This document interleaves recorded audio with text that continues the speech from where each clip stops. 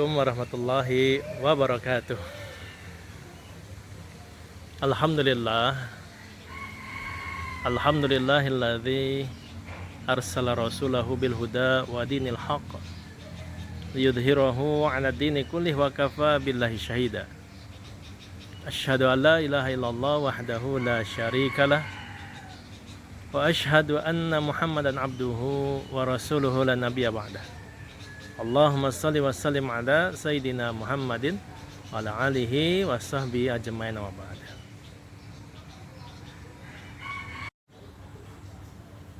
Pemirsa yang saya hormati,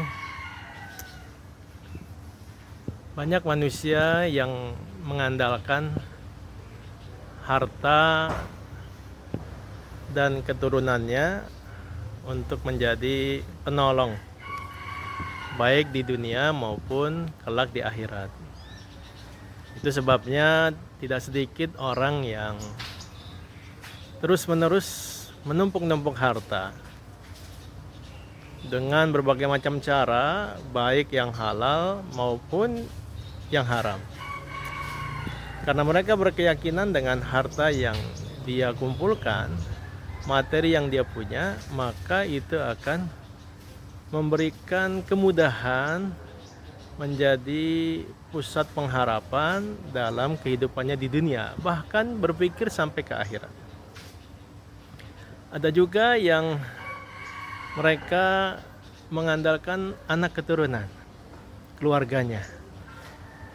Mereka berpikir bahwasannya ketika memiliki anak yang sukses, anak yang memiliki jabatan, anak-anak yang memiliki posisi dan harta, maka itu bisa mereka andalkan dalam kehidupan di dunia, bahkan juga diharapkan di akhirat.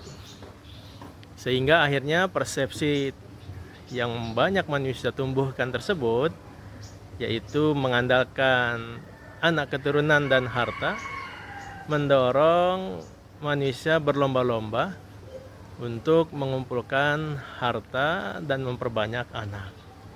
Yang itu semuanya nanti untuk menjadi bahan materi kebanggaan, sesuatu yang disebut-sebut, sesuatu yang dimunculkan ke permukaan sehingga menjadi satu hal yang prestise dalam kehidupannya.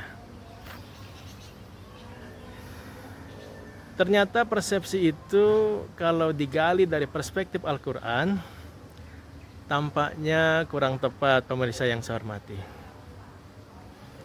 Allah Subhanahu wa taala di dalam surat Al-Kahfi surat ke-18 ayat ke-46 berfirman, A'udzubillahi minasyaitonir rajim.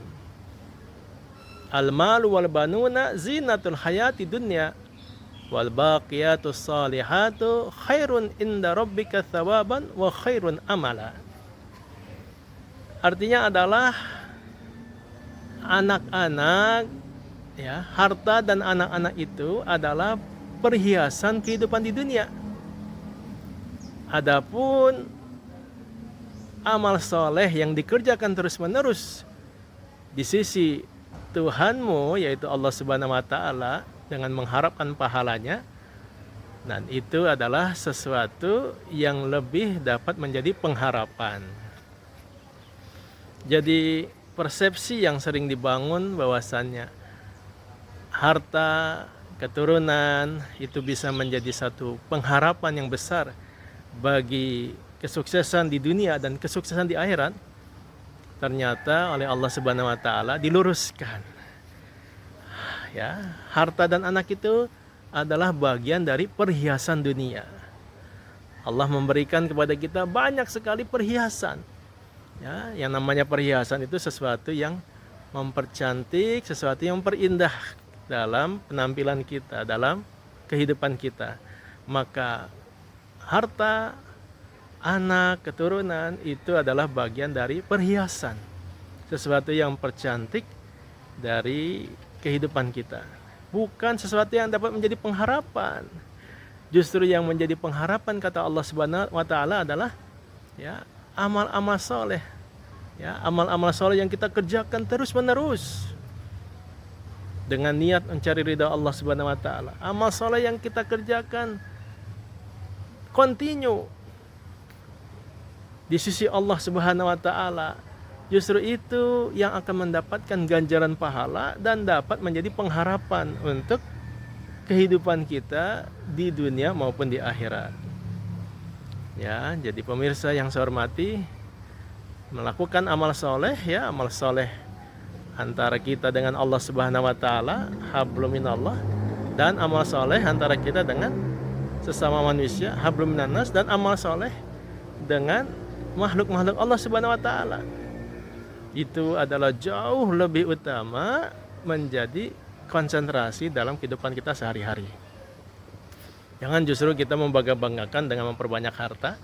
Jangan justru kita membangga-banggakan dengan memperbanyak anak maupun prestasi-prestasi yang mereka telah capai, sementara bekal amal soleh kita sangat sedikit dan sangat kurang. Ibadah 5 waktu kita banyak kita langgar, banyak kita tinggalkan, banyak tidak kita kerjakan. Puasa-puasa sunnah kita tidak kita lakukan Senin dan Kamis. Sedekah kita, baca Al-Quran kita, zikir kita, dan ibadah-ibadah ritual lainnya itu banyak sekali masih kita tinggalkan. Justru ini yang tidak akan membawa kebaikan bagi hidup kita di akhirat dan di dunia ini. Lalu kemudian amal saleh yang berkaitan dengan manusia, ya, muamalah, terkait dengan muamalah ekonomi, muamalah hukum, muamalah sosial, muamalah budaya, muamalah politik, muamalah dalam segala macam aspek-aspek lainnya. Maka ini adalah satu hal yang menjadi perlu kita upayakan, ya. Jadi pemirsa yang saya hormati, ini adalah perkara yang perlu kita tingkatkan, amal soleh terkait dengan sesama manusia, karena kita akan menjadi lebih bernilai di sisi Allah Subhanahu wa taala ketika kita memberikan manfaat yang besar bagi orang lain.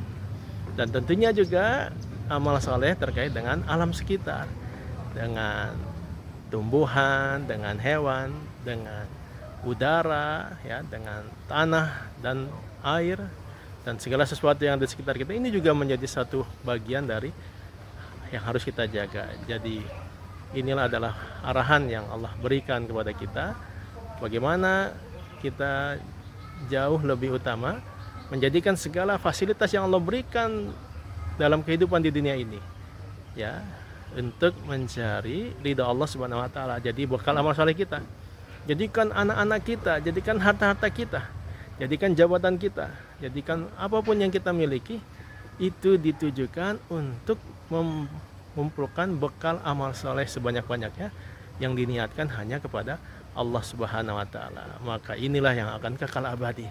Inilah yang bisa menjadi pengharapan kita ketika kelak kita dikumpulkan di padang mahsyar dan kemudian Allah menghisab diri kita satu persatu, dan yang akan dilihat adalah amal-amal kebaikan yang kita kerjakan yang ditujukan hanya untuk Allah Subhanahu wa taala. Jadi niatnya ikhlas dan mengikuti tuntunan Nabi Muhammad SAW. Demikian pemirsa, ya, sedikit yang dapat saya sampaikan dari Al-Fakir Muhammad Rubial Yatim dari Kota Semarang, 3 Agustus 2024.